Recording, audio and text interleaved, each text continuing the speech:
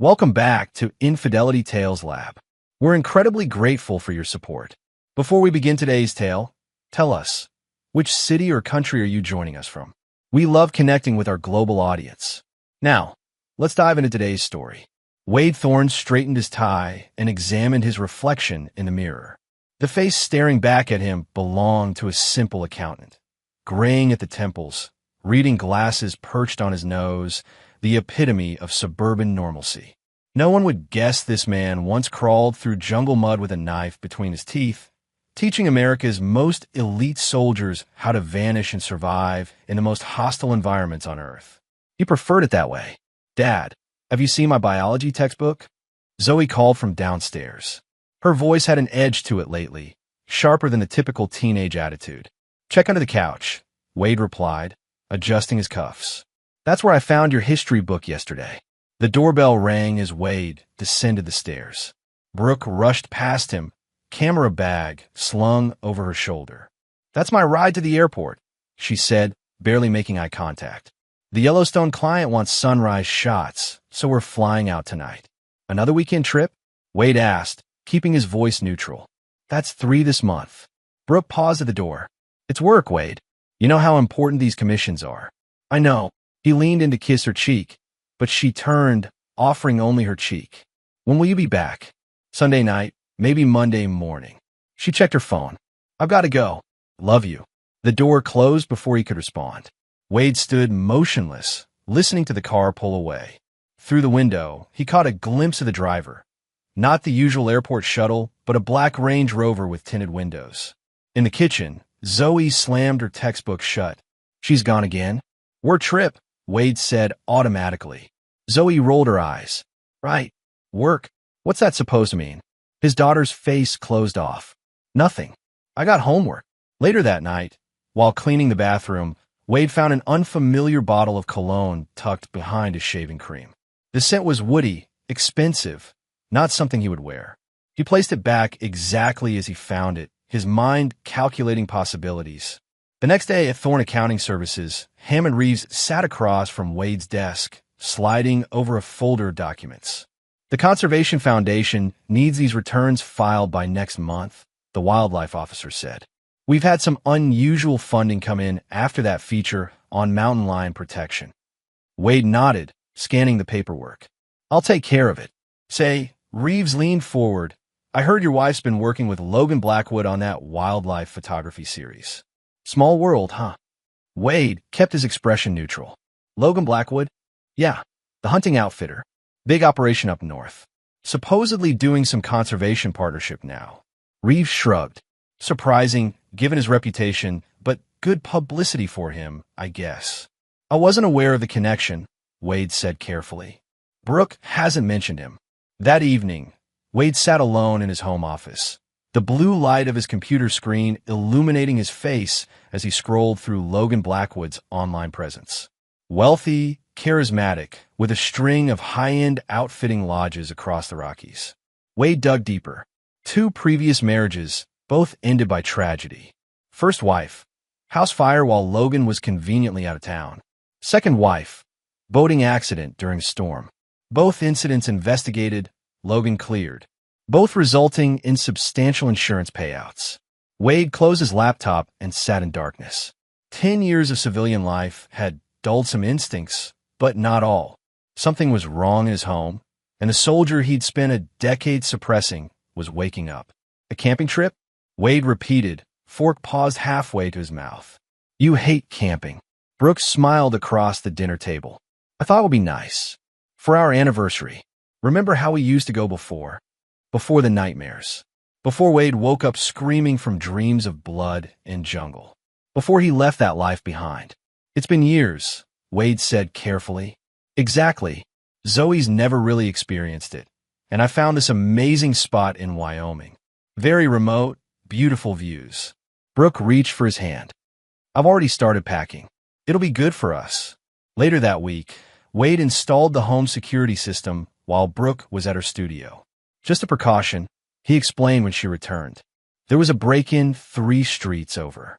She nodded, not questioning his sudden concern for home security. The first alert came to his phone 2 days later. Motion detected. Front door, 2:14 p.m. Wade watched the footage from his office downtown. A tall man with a hunter's build strode confidently to the door. Brooke answered wearing a silk robe, her hair wet from a shower. The man didn't leave until 4:47 p.m. That night, Wade pretended to sleep while Brooke texted beside him, the blue glow illuminating her smile. At 2 a.m., he slipped from bed and checked her laptop, still open on the kitchen counter. Recent searches. Fatal bear attacks, Wyoming. Undetectable poisons. Wilderness accidents forensics. Life insurance payout, spouse, suspicious death. Wade closed the laptop gently, something cold and familiar settling in his chest. The next morning, he followed Brooke to a downtown cafe where she met with a balding man in an expensive suit. Wade sat 2 tables away, baseball cap pulled low, newspaper raised. The revised will looks excellent, Martin, Brooke was saying. And the signature? Perfect match to the samples you provided. No one would question it.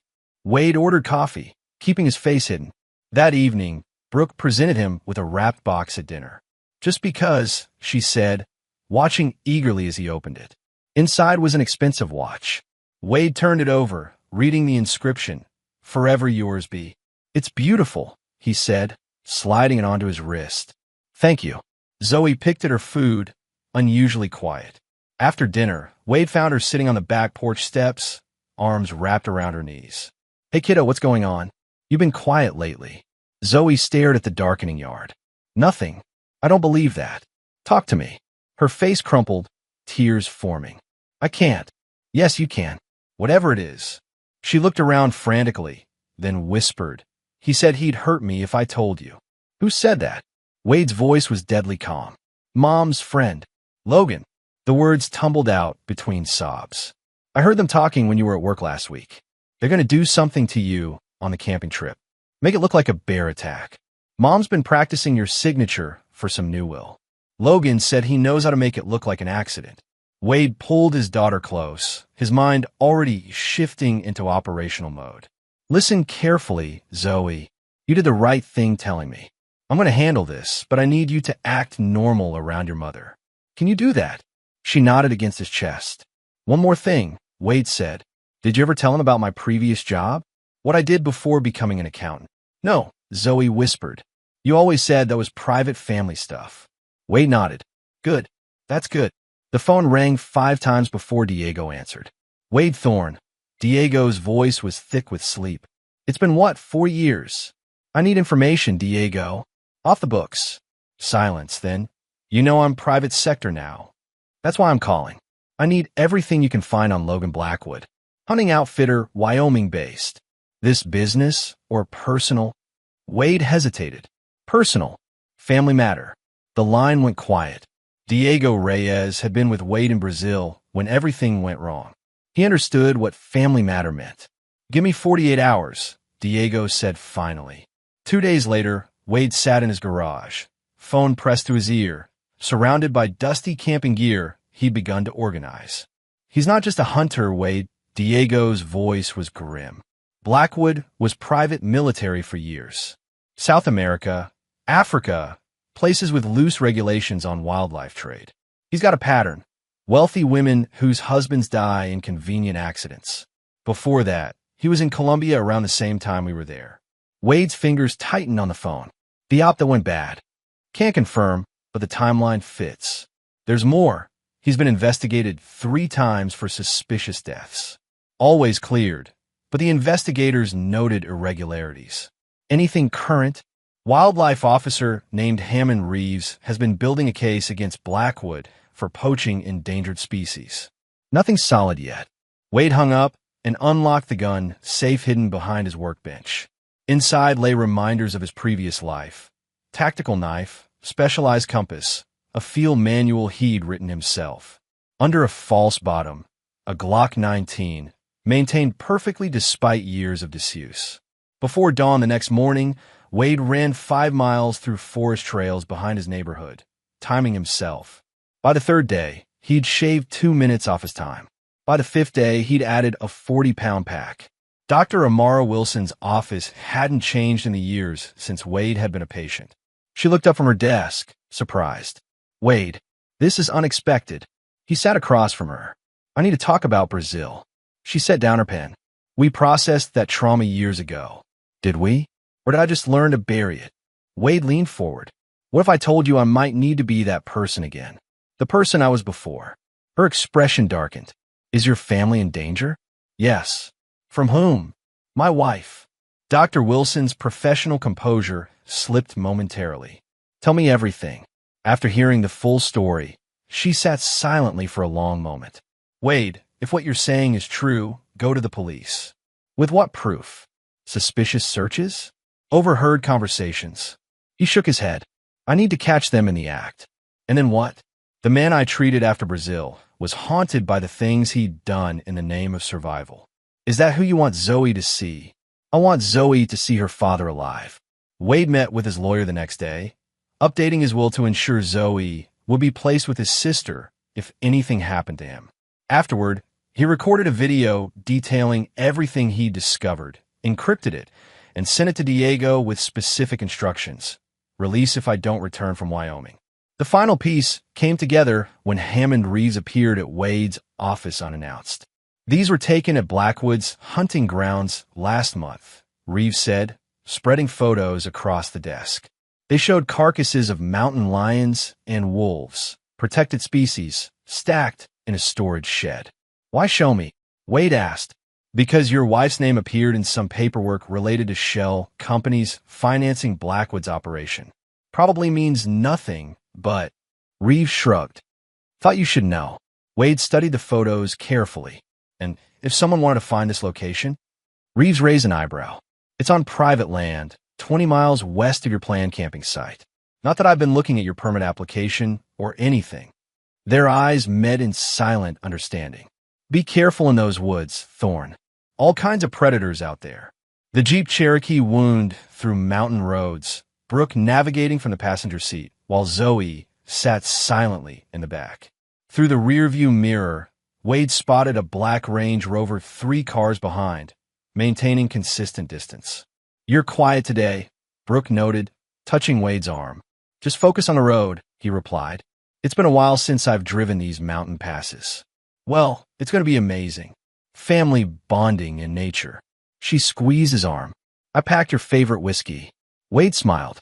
How thoughtful. The campsite was remote, accessible only by a narrow dirt road that crossed 2 streams.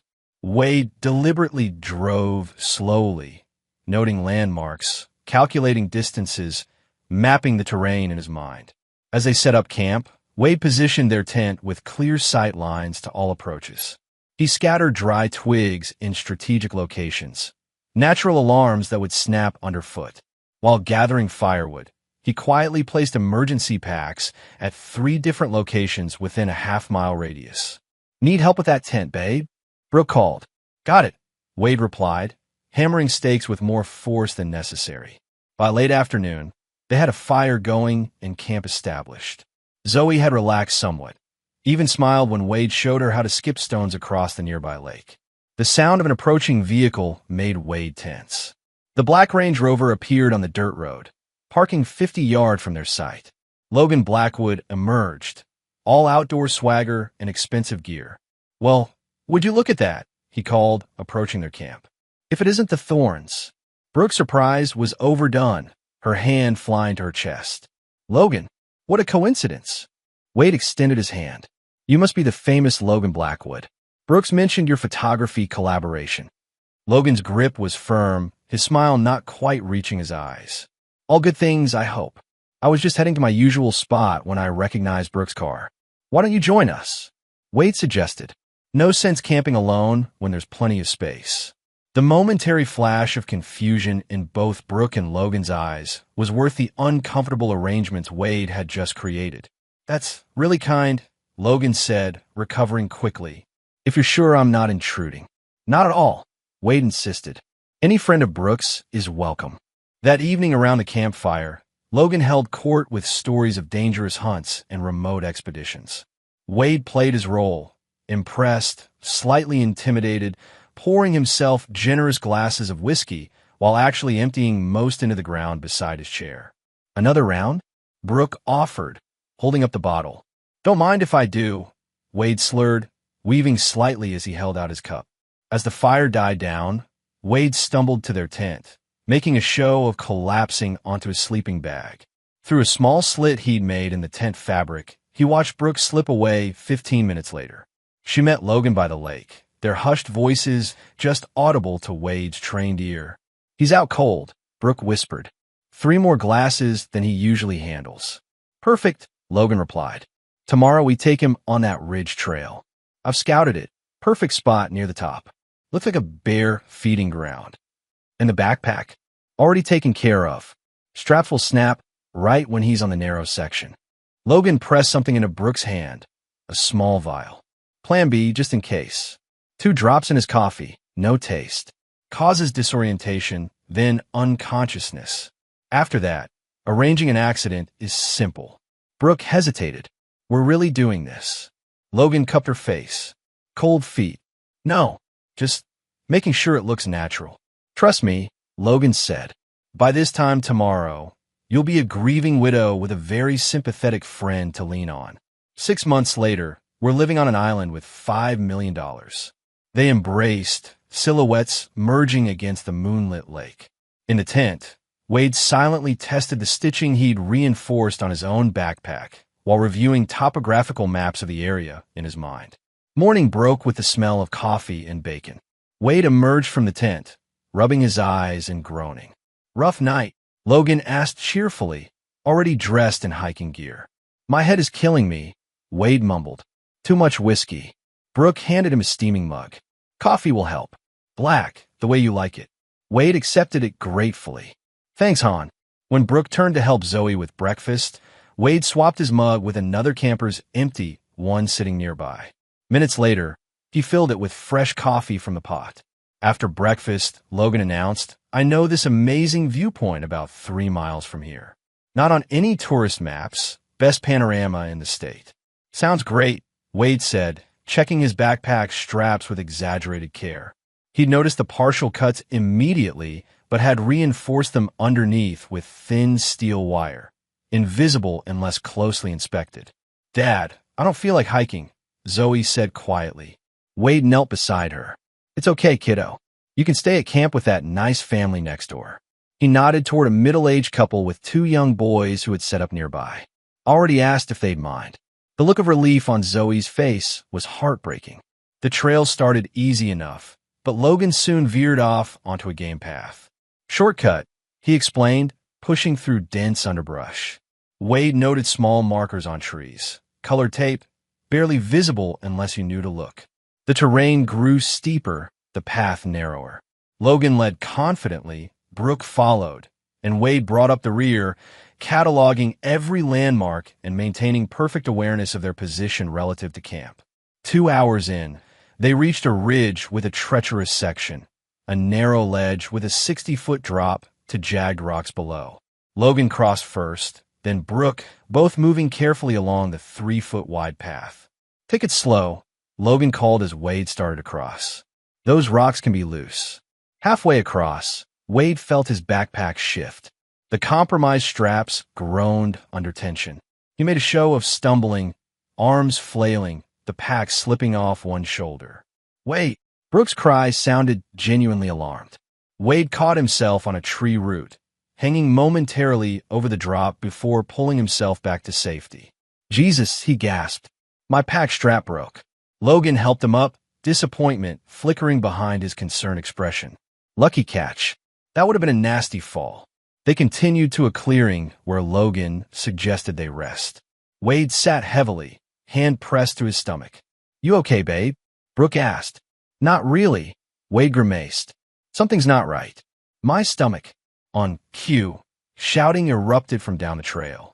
The camper who had unknowingly drunk from Wade's original coffee mug stumbled into the clearing, pale and disoriented. Help, the man gasped. Sick, dizzy. Logan and Brooke exchanged alarmed glances as the man collapsed. 2 other hikers appeared behind him. We need to get him back to camp, one said urgently. He just started getting sick about an hour ago. The unexpected development fractured the group. Most headed back to camp with the sick hiker, But Brooke insisted on staying with Wade, who was now performing his own symptoms flawlessly. "I'll help get them back," Logan said. "I know a shortcut." As the group departed, Wade slouched against a tree, watching through half-closed eyes as Logan whispered to Brooke, "Plan B, tonight. No more delays." Dark clouds gathered as the afternoon progressed. What began as distant rumbles grew into threatening thunderheads. The storm hit suddenly, sheets of rain driven by howling wind. "We need shelter," Brooke shouted over the deluge. "There's a cave system about half a mile north," Wade responded, abandoning his sick act as lightning cracked overhead. "I saw it on the trail map." They ran through the downpour, reaching the cave entrance just as hail began to fall. Inside, they found dry ground and shelter from the wind. "How did you know this was here?" Brooke asked, wringing water from her hair. "Boy Scout training," Wade replied, removing his soaked jacket. "Always study the terrain before a hike." While Brooke tried unsuccessfully to get cell reception deeper in the cave, Wade slipped out briefly. He returned 20 minutes later with dry kindling from a protected hollow he'd spotted earlier. "Found something else out there," he said casually, building a small fire. "Interesting cache about 50 yards east. Hunting knife, rope, what looked like bear bait. Strange thing to find in a national forest, don't you think?" Brooke's face drained of color. "Maybe a hunter left it." "Maybe." Wade fed the fire.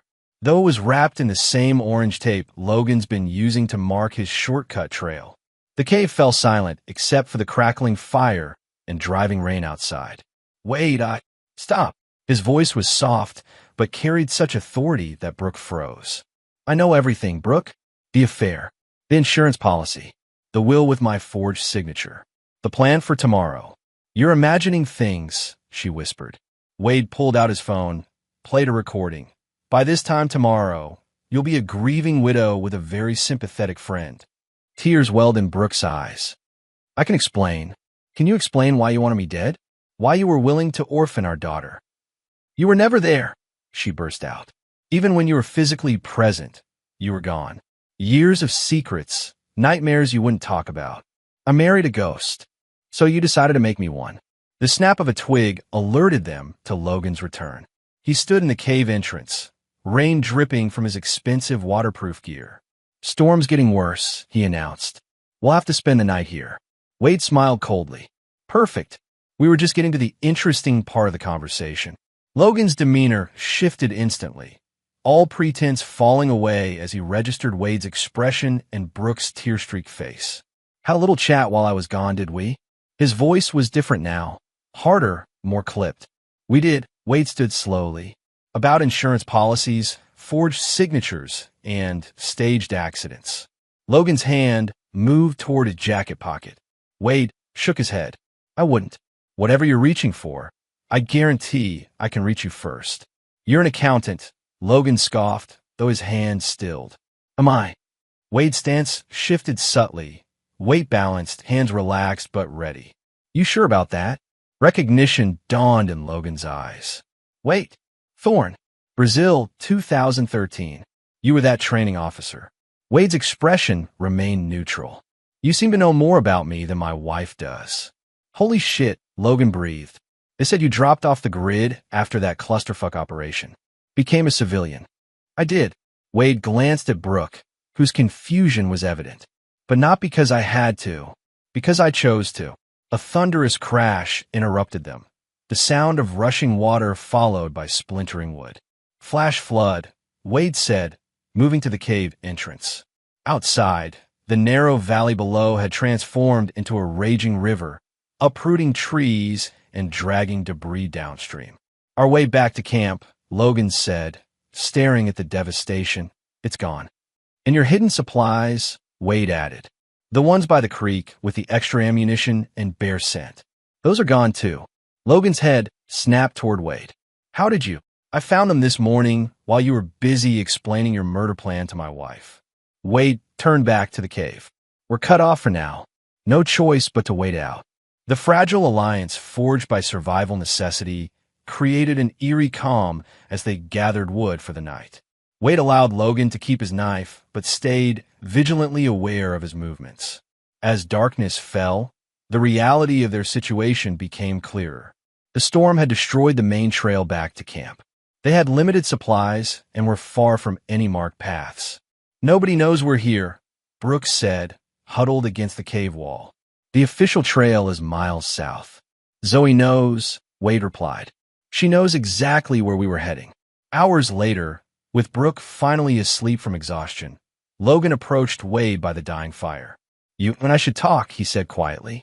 Man to man. Wade remained silent, waiting. "This doesn't have to end badly for either of us," Logan continued. "Your wife was the driving force, not me. She came to me with the plan, the insurance details, everything. Is that what you told the other husbands? Before they died in accidents?" Logan smiled thinly. "I'm a businessman, Thorne. I saw an opportunity with a desperate woman." "And the other wives?" "The ones who died in house fires and boating accidents. Unfortunate coincidences. Like the coincidence of you being in Colombia when my team was compromised. When 2 of my men died because someone sold intel about our position." A flicker of recognition crossed Logan's face, quickly masked. "Ancient history," he waved dismissively. "Here's my offer. Help me walk out of here. We split the insurance money, and Brooke takes the fall. She keeps her life, loses everything else. You and your daughter start fresh. Win-win." Wade stared into the embers. "Tell me about the others." "All of them." Logan hesitated, then began talking. The cabin fire that looked like an electrical fault. The boating accident, where he'd drilled small holes below the waterline before a storm. The hiking mishap where a safety harness had been secretly damaged. As he spoke, Wade remained motionless, his breathing steady. When Logan finished, he nodded once. "Thanks for confirming what I needed to know." Wade moved with shocking speed, one hand clamping over Logan's mouth while the other applied precise pressure to his carotid artery. Logan struggled briefly before unconsciousness took him. "You always did talk too much," Wade murmured, binding Logan's hands with paracord from his pack. Brooke woke to find Logan bound against the cave wall, still unconscious, and Wade calmly brewing coffee over a small fire. "What have you done?" she gasped. "Made breakfast," Wade replied, pouring steaming liquid into a metal cup. "Coffee. Wade, this is kidnapping." "Technically, it's citizen's arrest. He confessed to multiple murders last night." Brooke scrambled to her feet. "You're insane. I'm leaving." "To where?" "The camp's cut off by the flood, the trail's gone, and you have no idea where we actually are." Wade sipped his coffee. "But please, go ahead." She stepped toward the cave entrance, then faltered, realizing the truth of his words. "What are you going to do to us?" she asked quietly. "Nothing like what you planned for me." Wade set down his cup. "You wanted me to disappear in these woods. Instead, it's going to be both of you. You're going to kill us?" Wade looked genuinely offended. "No, Brooke, I'm not a murderer. Unlike your boyfriend." Logan stirred, groaning as consciousness returned. He tested his restraints, then glared at Wade. "This changes nothing," he growled. "You still have no proof of anything." Wade held up a satellite phone. "This yours?" "Found it in your jacket. Impressive range, military grade. Wonder why you told Brooke your phone had no reception." He pressed a button, and Logan's voice filled the cave. The cabin fire that looked like an electrical fault. Wade had recorded the entire confession. "Now, here's what happens next." Wade continued, all business. "We're going to make our way to higher ground, where this phone will get better reception. Then I'm calling my friend Diego. After that, we create a new narrative." Over the next hour, Wade outlined his plan. He would fabricate evidence suggesting all 3 of them had been swept away by the flood. Meanwhile, they would actually traverse a different route that would eventually bring them back to civilization, but not before Wade had completely controlled the narrative. "You can't just make people disappear," Brooke protested. "No, your boyfriend has been doing exactly that for years." Wade checked Logan's bindings. "And I'm not making you disappear permanently, just long enough to implement consequences." Meanwhile, in town, Zoe sat in Dr. Wilson's office, unable to contain her anxiety any longer. "My dad is in trouble," she blurted. "Mom and her boyfriend are trying to kill him." Dr. Wilson set down her pen. "Zoe, that's a very serious accusation." "It's true. Dad knows about it. He said he had a plan, But what if something goes wrong? What if he can't stop them? Did your father tell you anything specific about this plan? Just that he was going to handle it. That I should trust him. Tears spilled down Zoe's cheeks. But there's a huge storm where they're camping. It's all over the news. What if? We need to call someone, Dr. Wilson decided, reaching for her phone. She hesitated. Is there anyone your father would trust? Any old friends? Zoe thought for a moment. There's someone he called last week. I heard him say the name Diego. Back in the wilderness, Wade forged a path through storm debris, keeping Logan secured in front of him while Brooke followed behind. He'd fashioned a harness system that allowed Logan limited movement while keeping him under control. Where exactly are we going? Brooke demanded after 3 hours of hiking. There's a ranger station about 8 miles northeast of here, Wade replied. Abandoned during budget cuts 5 years ago, but the structure should be intact. How could you possibly know that? Wade didn't answer, focused on navigating the treacherous terrain. They reached the abandoned station by mid-afternoon. The small cabin was dusty but provided shelter. While securing their position, Wade discovered something in a back storage room, a woman's backpack partially hidden under debris. Inside, he found a wallet with ID. Catherine Mills, age 28, reported missing in these woods 6 months earlier. The last person seen with her, Logan Blackwood, who had reported her missing after she wandered off trail. Wade brought the backpack out. Logan's face darkened at the sight. Were you ever going to tell the authorities where to find her body? Wade asked. I don't know what you're talking about, Logan replied, but his eyes betrayed him. Brooke looked from the backpack to Logan, genuine horror dawning on her face.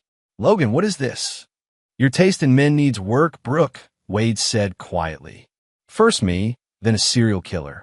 Let's hope third time's the charm. In town, the search operation had mobilized. Storm damage had delayed efforts, but as weather cleared, helicopters scanned designated search areas, all miles from where Wade, Brooke, and Logan actually were. Ham and Reeves stood at the command post, studying maps with search and rescue teams. The last confirmed location was here. The team leader pointed to a mark on the map.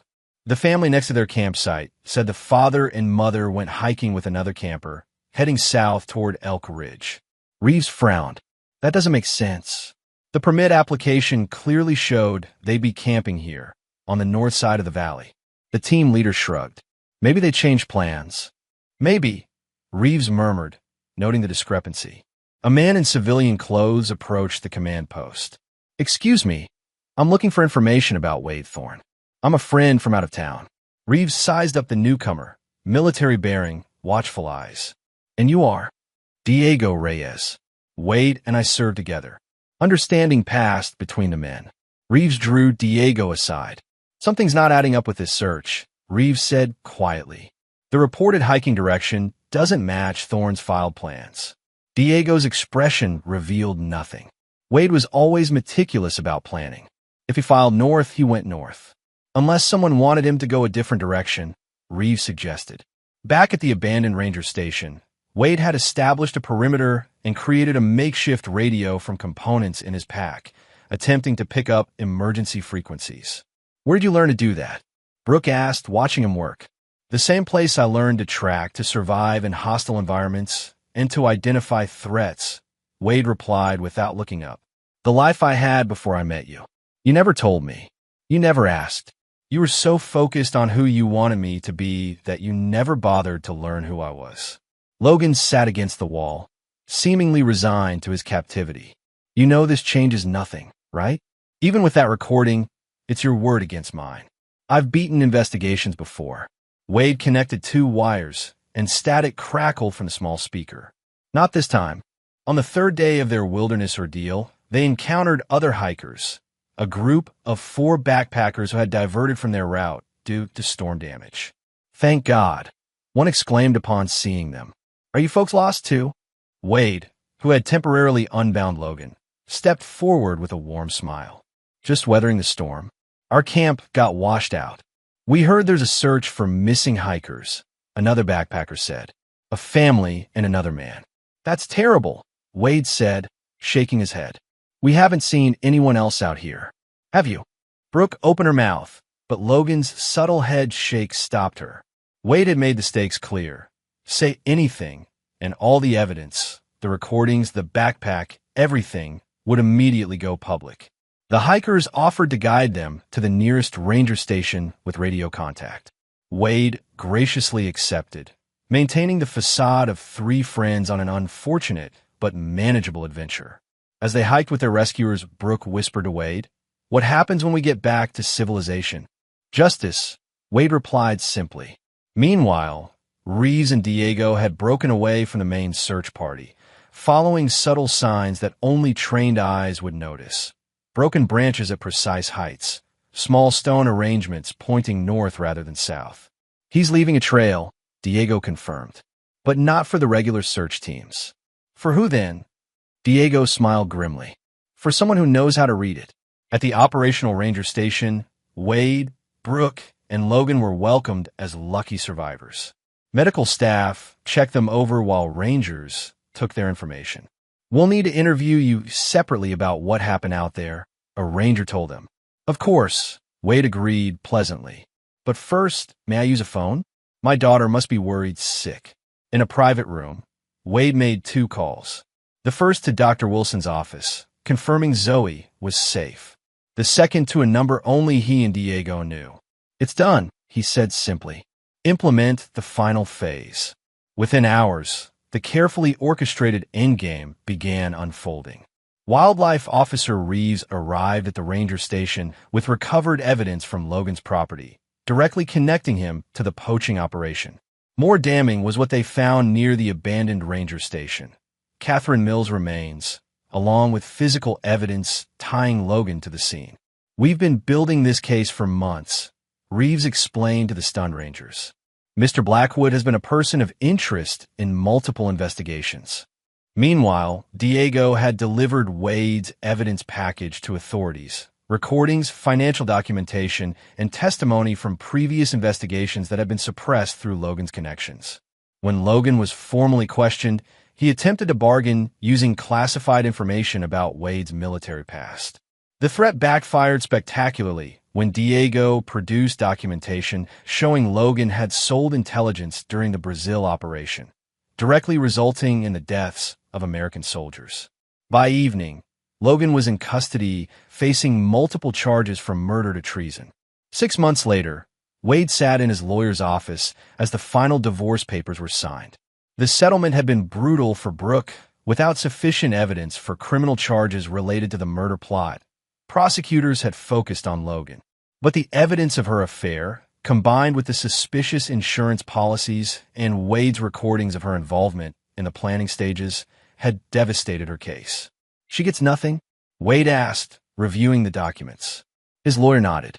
"The house, investments, even her photography business equipment, all assets acquired during the marriage stay with you." The judge was particularly influenced by the fact that she used the business as cover for the affair. "And custody?" "Full legal and physical custody of Zoe, with supervised visitation for Brooke at your discretion." Wade signed the papers, a chapter closing. Outside, Zoe waited in the car with Diego, who had remained a steady presence during the tumultuous months following the wilderness incident. Logan's trial had been swift and comprehensive. With Wade's testimony about the military intelligence breach added to the murder charges, he received multiple life sentences without possibility of parole. "You okay, Dad?" Zoe asked as Wade slid into the driver's seat.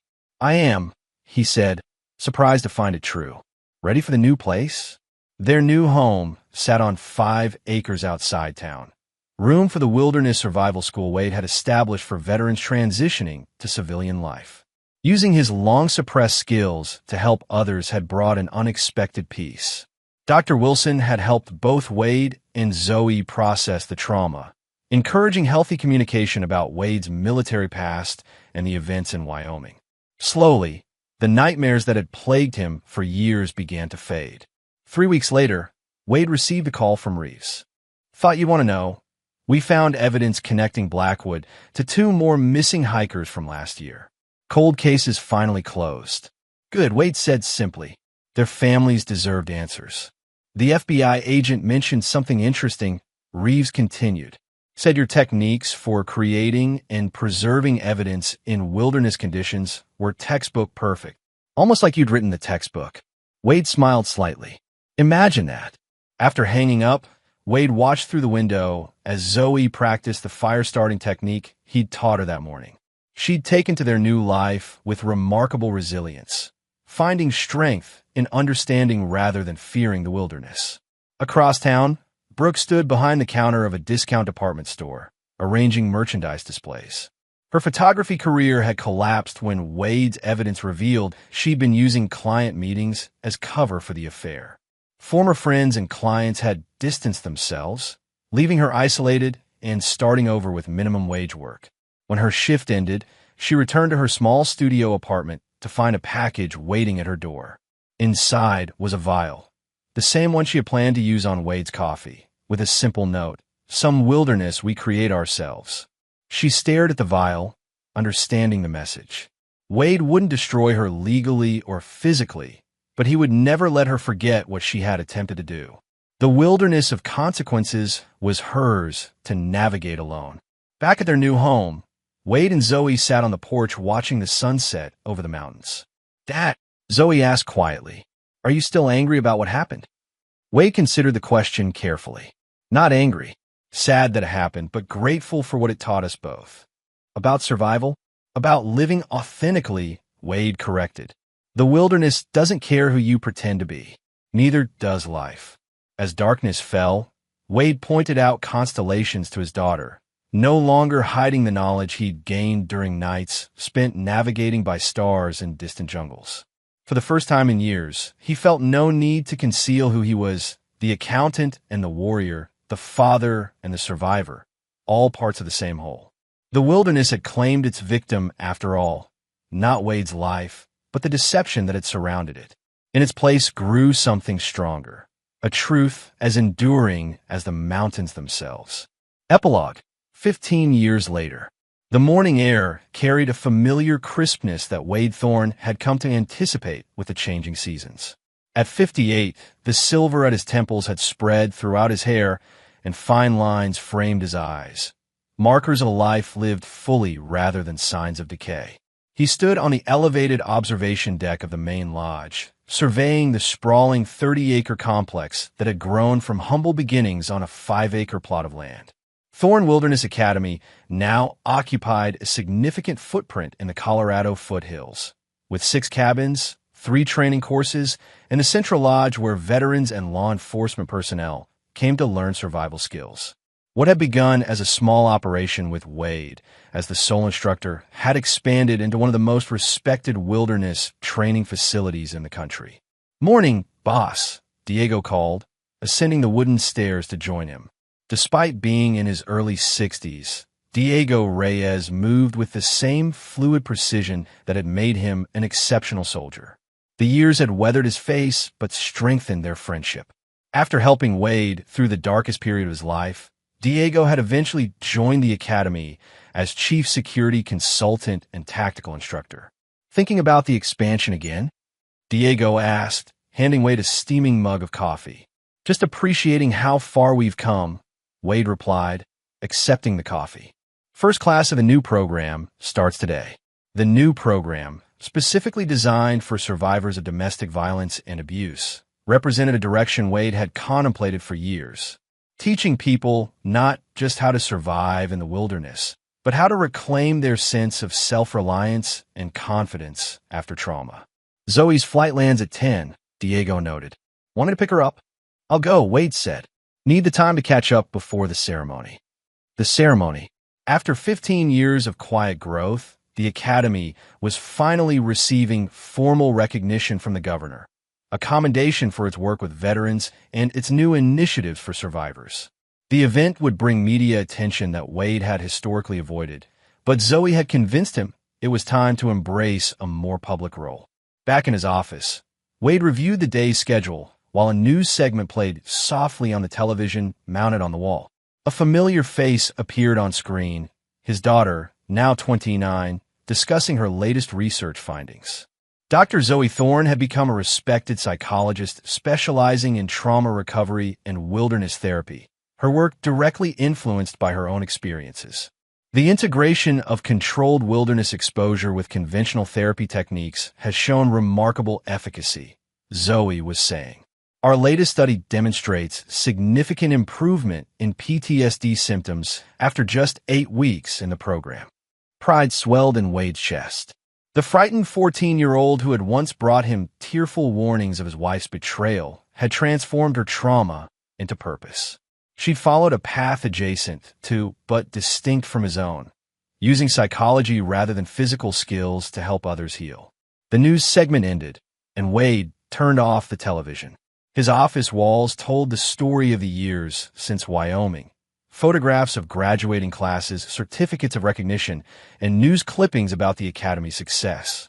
Centered above his desk was a framed motto: "The wilderness doesn't care who you pretend to be." Those words had become the foundation of everything he built afterward.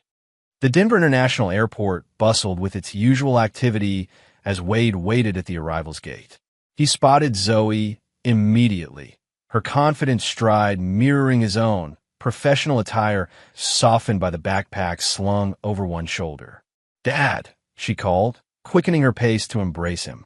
At 29, Zoe had grown into a striking woman with her father's sharp intellect and a resilience forged through adversity.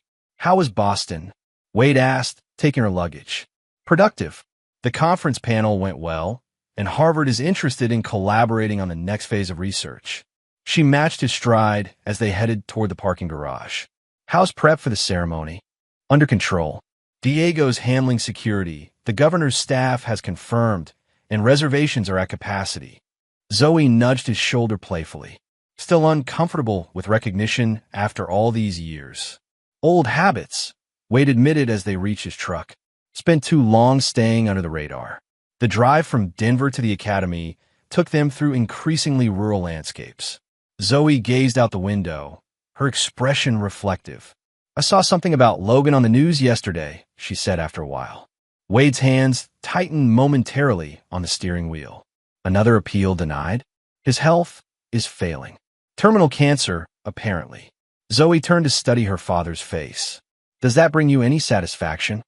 Wade considered the question carefully. "No. Justice was served when he went to prison. His suffering now adds nothing to that." "Very zen of you," Zoe remarked with a small smile. "Not zen. Practical. Carrying anger is exhausting." They drove in comfortable silence for several miles before Zoe spoke again. "I visited Mom last month." Wade nodded, unsurprised. Zoe had maintained cautious contact with Brooke over the years, against Wade's initial reservations, but ultimately with his blessing. "How is she?" he asked, his voice neutral. "Better than before. The assisted living facility is good for her. Her physical therapy is showing results." Zoe hesitated. The stroke took a lot from her, but her mind is still sharp. The mention of Brooke's stroke, 3 years earlier at age 52, brought conflicting emotions for Wade. The woman who had once plotted his death was now partially paralyzed, dependent on others for basic needs. There was no satisfaction in that outcome, only a somber acknowledgement of life's unpredictable trajectories. "She asked about you," Zoe added carefully. "What did you tell her?" "The truth. They're doing well. That the academy has grown." Zoe paused. "She cried when I mentioned the governor's commendation." Wade didn't respond immediately. After the divorce, Brooke had struggled for years, moving between minimum wage jobs. Eventually, she'd found work as an administrative assistant at a small community college, rebuilt some semblance of stability, and even completed a degree in education. She had never remarried. The stroke had derailed her hard-won recovery, leaving her dependent on disability benefits and support from her sister. "Does she need anything?" Wade asked finally. "No. Shannon manages her finances well." Zoe hesitated. "But I think she'd like to hear from you." After all this time, Wade's expression remained unreadable. "I'll think about it." As they crested the final hill before the academy grounds came into view, Zoe gasped softly. The expansion had occurred gradually during her academic years in Boston, and seeing the full scale of it now clearly impressed her. "Dad, this is incredible." Below them sprawled the results of 15 years of determined work. Training courses running through forests and meadows, cabins arranged in a semicircle around the central lodge, and the new therapy center with its glass walls reflecting the mountain backdrop. It grew a bit while you were getting those fancy degrees, Wade said with understated pride. A bit? It's practically a village now. As they approached the main entrance, a familiar figure stood waiting. Hammond Reeves, now in his late 60s, had retired from wildlife conservation 5 years earlier to join Wade's academy as an environmental education coordinator. The prodigal daughter returns, Reeves called with a broad smile. Just in time. We've got journalists arriving in 2 hours for preliminary interviews. Journalists? Wade raised an eyebrow. Not just local press this time, Reeves confirmed. National outlets picked up the story after the governor's office issued that press release. Wade's expression tightened. I agreed to modest coverage, not a media circus. Too late. Diego's voice came from behind as he approached from a lodge. Once they connected the dots between Thorn Wilderness Academy and the Wyoming Wilderness case, interest spiked. 15-year anniversary of a story that made national headlines tends to do that. Wade sighed. The events in Wyoming had become something of a true crime sensation over the years. The accountant with a secret military past who outwitted his would-be killers in the wilderness. Despite his preference for privacy, the story had periodically resurfaced in documentaries and podcasts. We should get inside, Zoe suggested, sensing her father's discomfort. I want to see the new therapy center before the circus begins. The therapy center represented the culmination of Wade and Zoe's collaborative vision, combining his practical wilderness knowledge with her psychological expertise. Built last year with grant funding, its design incorporated indoor and outdoor therapy spaces, specialized equipment for physical rehabilitation, and accommodation for extended residential programs. The first survivors group starts next month, Zoe asked as they toured the facility. 20 participants confirmed, Wade replied. Mix of domestic violence survivors and people recovering from other forms of trauma. And Dr. Wilson is heading the clinical side? Wade nodded, semi-retired, but couldn't resist the project. Says it brings her career full circle. Dr. Amara Wilson had remained connected to the Thorn family throughout the years, providing therapy for both Wade and Zoe after Wyoming. Now in her 70s, she had accepted the position of clinical director for the new program, overseeing the therapeutic aspects while Wade handled the survival and self-reliance components. As they completed their tour, Wade's phone buzzed, a text message from an unlisted number. He frowned at the screen. Everything okay? Zoe asked. Not sure. Wade showed her the message. Need to speak with you regarding LB urgent development. Special Agent Carter, FBI. Logan. Zoe's brow furrowed. What could be urgent after 15 years? Only one way to find out. Wade returned the call immediately, stepping outside for privacy. The conversation lasted less than 5 minutes, but when he returned, his expression had grown serious. Logan Blackwood was found dead in his cell this morning, he told Zoe and Diego, who had joined them. Apparent suicide, though they're investigating. Suicide? Diego's eyes narrowed. With terminal cancer and no chance of parole? Seems convenient. That's not all, Wade continued.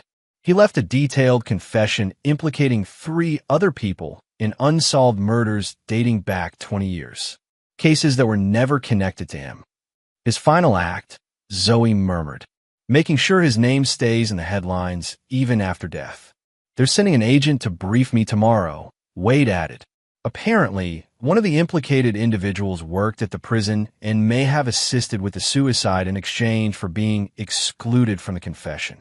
The news cast a momentary shadow over their preparations, a reminder that the past was never fully contained. Wade checked his watch. We should prepare for the interviews. First crew arrives in 30 minutes. Are you going to mention Logan's death? Diego asked. Wade shook his head. Not unless they bring it up. Today is about the Academy's future, not its origins. The day progressed with surprising smoothness. Wade, typically reserved with media, found himself speaking passionately about the Academy's mission. Zoe handled questions about the psychological aspects of their programs, while Diego and Reeves addressed security and environmental components respectively. By late afternoon, the governor's motorcade arrived. The formal ceremony would begin in an hour, with approximately 200 guests in attendance. Veterans who had completed the program, law enforcement partners, donors, and community supporters. As Wade changed into his suit for the ceremony, his phone buzzed again. Another text message. This one from Shannon, Brooke's sister. Brooke watching ceremony livestream today. Wanted you to know she's proud of what you've built. S. He stared at the message for a long moment before setting the phone aside without replying.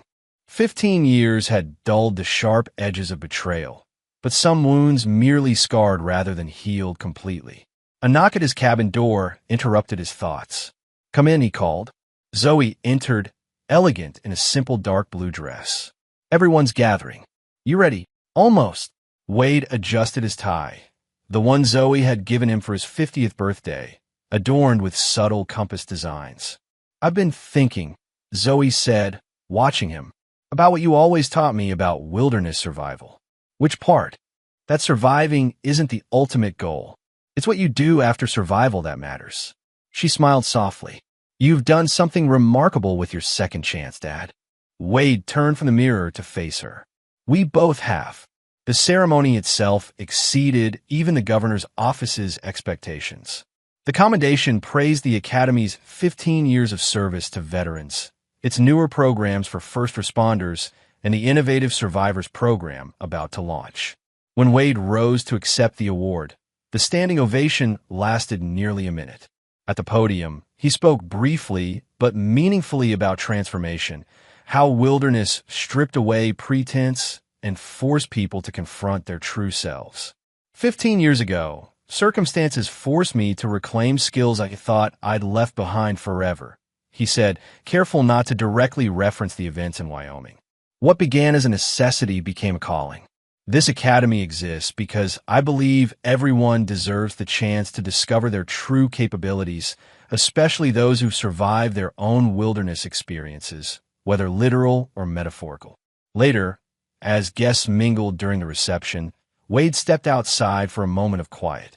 The sun was setting behind the mountains, painting the sky in brilliant orange and purple hues.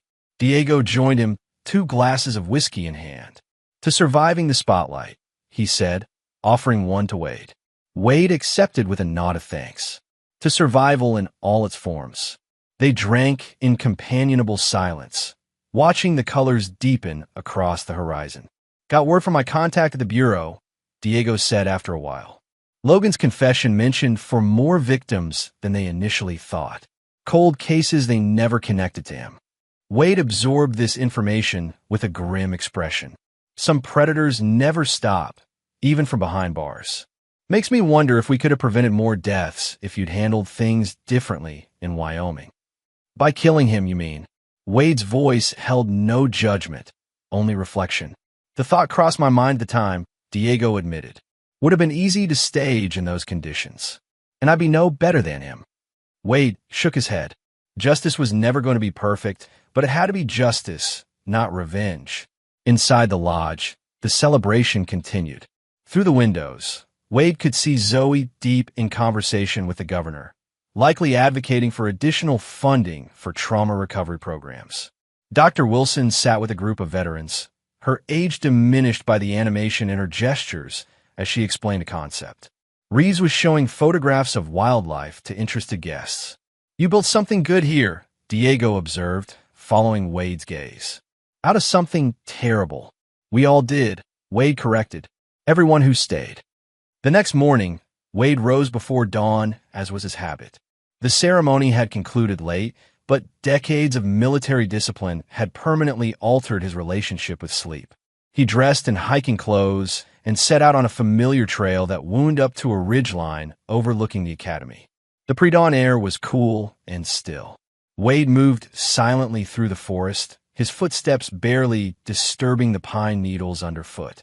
Age had done little to diminish his woodcraft. If anything, years of teaching had refined his techniques to their essential elements. At the ridge, he paused to watch the first light touch the distant peaks. This daily ritual had become a form of meditation, a moment to center himself before the day's demands. His phone vibrated in his pocket. Normally, he wouldn't check it during these morning hikes, but given yesterday's unexpected developments, he made an exception. A text from Zoe, breakfast with Dr. Wilson at 8. She wants to discuss integrating her new research into the Survivors program. Also, reporter for National Geographic arriving at 9 for that feature we discussed. Wade typed a quick acknowledgement, then noticed a second message that had arrived during the ceremony but gone unread from Shannon's number, but clearly relaying Brooke's words. Wade, I watch everything you've built from afar. The Academy, your relationship with Zoe, the lives you've changed. I can never undo what I plan to do, but I want you to know that I understand now what I couldn't see then. The man you truly were beneath the quiet exterior. Congratulations on the commendation. It's well-deserved. B. Wade stared at the screen, complex emotions surfacing. 15 years was both an eternity and the blink of an eye. The anger had faded to a dull ache long ago, replaced by something more nuanced. Neither forgiveness nor resentment, but acknowledgement of a shared history permanently altered by betrayal. After several minutes, he typed a response, the first direct communication he'd initiated with Brooke in over a decade. Thank you. I hope your recovery continues to progress. Wade. Simple, restrained, but breaking a silence that had perhaps lasted too long. As the sun cleared the mountain ridge, Wade pocketed his phone and began his descent back to the Academy.